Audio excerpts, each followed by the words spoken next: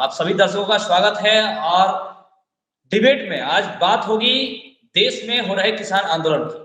देश में दूसरा किसान आंदोलन चल रहा है और किसानों को दिल्ली आने नहीं दिया जा रहा है।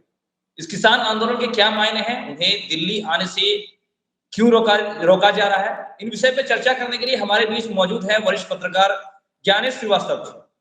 ज्ञानेश जी, किसानों को दिल्ली आने के लिए रोका जा रहा है और दूसरा बार ये आंदोलन होने से क्या मायने बन रहे हैं, इसके बारे में हमारे दर्शकों को बताइए कि क्यों उन्हें दिल्ली आने से रोका जा रहा है। दरअसल मामला क्या है, क्या पैच है इसका?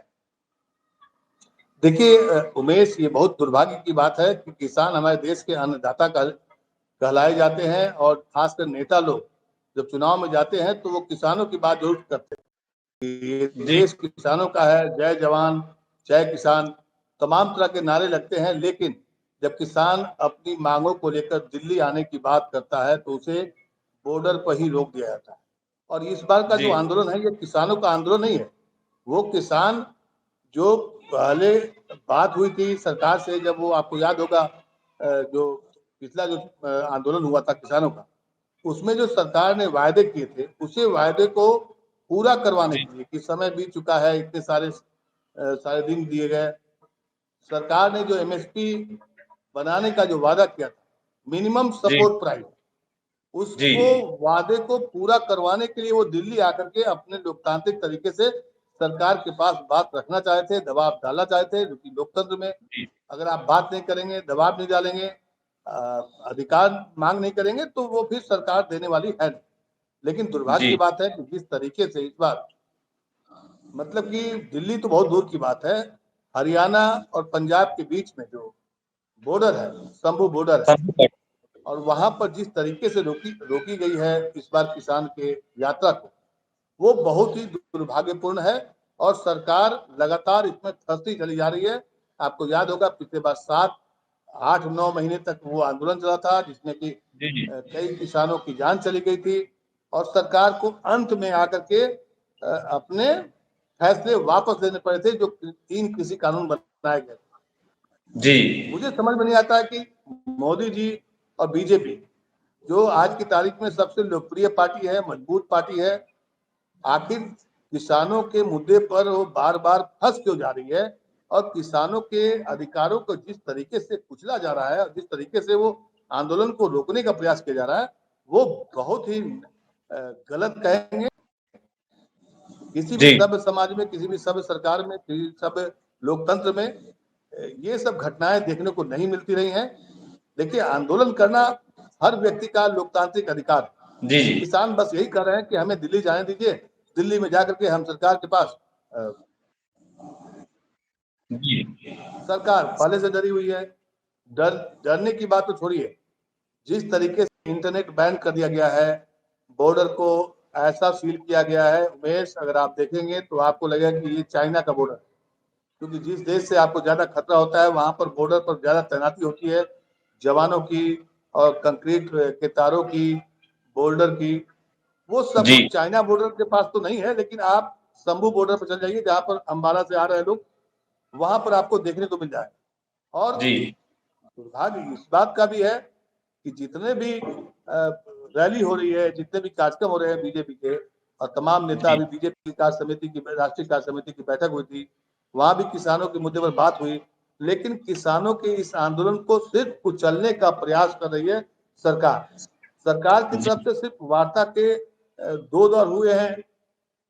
अभी कल परसों सरकार ने एमएसपी कहा कि हम 5 जो कृषि का जो पार्ट होता है उसमें 5 पे हम एमएसपी लागू करते हैं, बाकी पर नहीं करेंगे।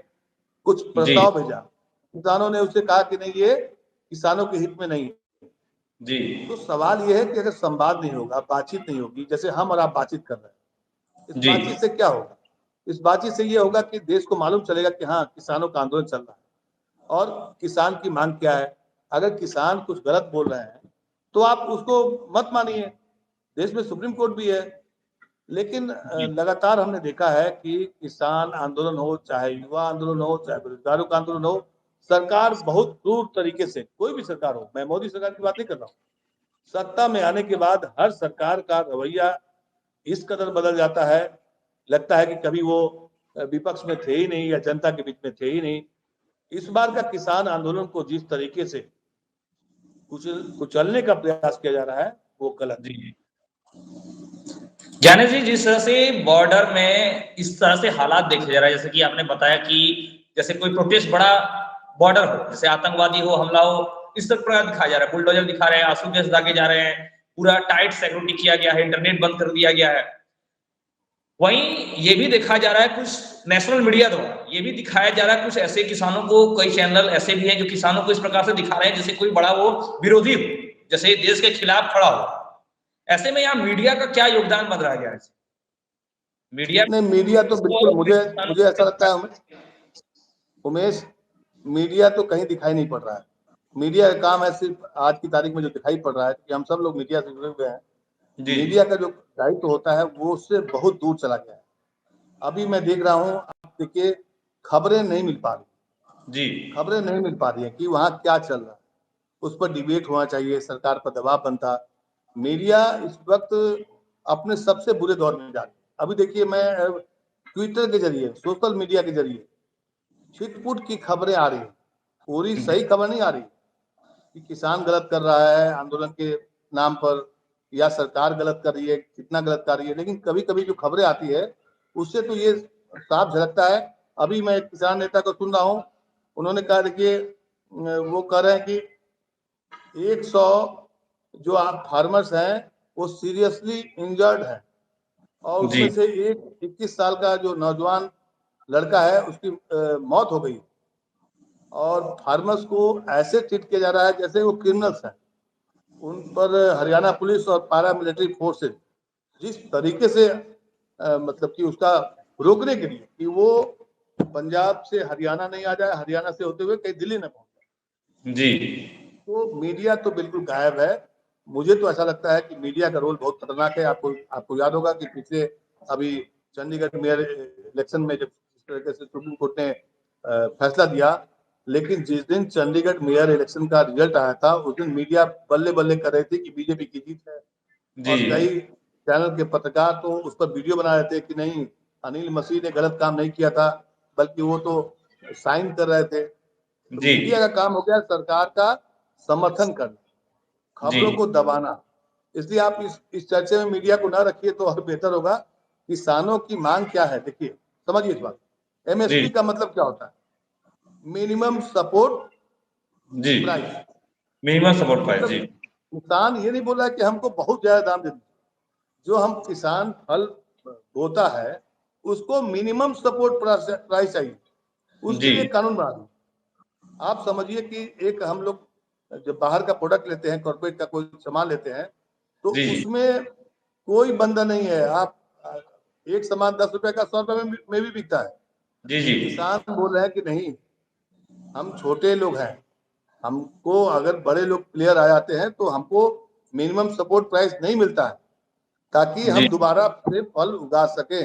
मिनिमम सपोर्ट प्राइस का मतलब होता है बहुत ज्यादा का डिमांड नहीं, न्यूनतम उस पर भी।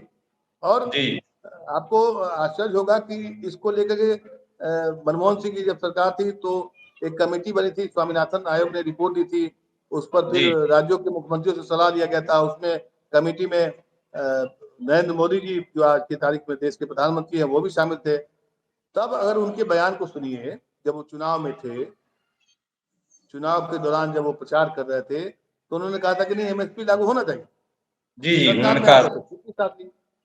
तो ये बहुत दुर्भाग्य की बात है कि देश किसानों का है, देश गांव खलिहानों का है, लेकिन कॉरपोरेट शक्तियों ने सरकार पर लगभग कब्जा कर लिया। मैं इस सरकार की बात कर रहा हूं, लेकिन मैंने देखा है कि जो भी सरकार आती है लगभग वही काम करती है। कांग्रेस भी इसके लिए कम जिम्मेदार नहीं है।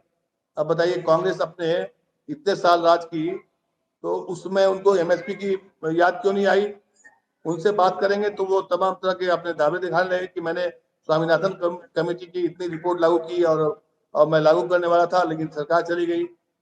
ये सवाल है कि सरकार, आपकी सरकार तो बहुत लंबे समय तक रही, तो किसानों को लेकर के राजनीति तो होती है, बातचीत होती है, लोग दावे करते हैं, उनके मसीहा बनते हैं, उनके बीच में जाकर बैठते हैं, लेकिन किसानों की सुनने वाला कोई नहीं है। इसलिए देखिए कि देश जो है, जिन किसानों के अन्न से हमारा पेट भरता है, देश चलता है, और उसकी खबर देश को मालूम नहीं है कि क्या क्या चल रहा है। जी जो शंभू बॉर्डर है, वहां पर पैलेट गन है, रबर की गोलियों से उन पर वार किया जा रहा है। जी आंसू गैस ड्रोन से छोड़े जा रहे हैं, ड्रोन से, रात के अंधेरे में। देश को मतलब नहीं है। देश को मतलब इसलिए नहीं है क्योंकि खबरें नहीं आ रही हैं। बहुत ही खराब पहलू है उमेश। मुझे लगता है कि सरकार को चाहिए, चुनाव का समय है, उनको चुनाव भी जीतना है, एमएसपी कानून लागू कर देना चाहिए। हम आगे किसान के की आय दोगुना करने का वादा किसने किया था? मोदी ने किया था कि 2022 तक किसान की आय दोगुनी हो जाएगी। जी दोगुनी कब कैसे होगी? मिनिमम सपोर्ट प्राइस से जब आगे उसको प्राइस मिलेगा तभी तो दोगुनी होगी। जी यहाँ तो सिर्फ एमएसपी की में हालत फंसा हुआ है। ज्ञानेश जी, ये सही है, जहां पे किसान किसी भी देश की, खास करके भारत जैसे देश को, किसान पे ही पूरी अर्थव्यवस्था निर्भर है, वहां पे किसानों को आतंकवादी सा ट्रीट किया जा रहा है, जो देश के लिए काफी दुर्भाग्य की बात है। हालांकि वादे जो किए हुए थे, सरकार कोई भी, अब सरकार के किसी ने भी वादे को पूरा नहीं किया, उनके प्रति सरकार को ध्यान देना चाहिए। आपका इस चर्चा में जुड़ने के लिए बहुत धन्यवाद। आपने इस आंदोलन से जुड़ी कई सारी बातें कही, हमारे दर्शकों को इनके बारे में मिला, और हम आगे फिर मिलेंगे। आज के लिए फिलहाल इतना ही, आगे आपसे फिर मिलेंगे। नमस्कार।